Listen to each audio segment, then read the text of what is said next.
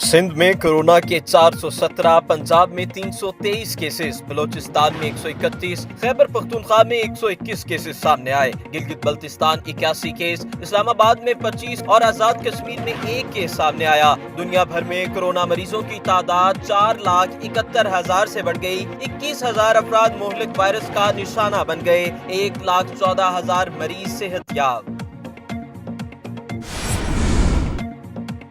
Italy में corona से मजीद 683 हलाकतें, मरने वालों की तादाद 7,500 से तजावुज कर गई। कोरोना चीन और इटली के बाद स्पेन में तबाही फैलाने लगा। हलाकतों की तादाद 3,600 से बढ़ गई। नायब वजीर आजम और सूबाई वजीर में कोरोना की तशखीस, 20 पाकिस्तानी शहरियों में भी बीमारी की तस्दीक।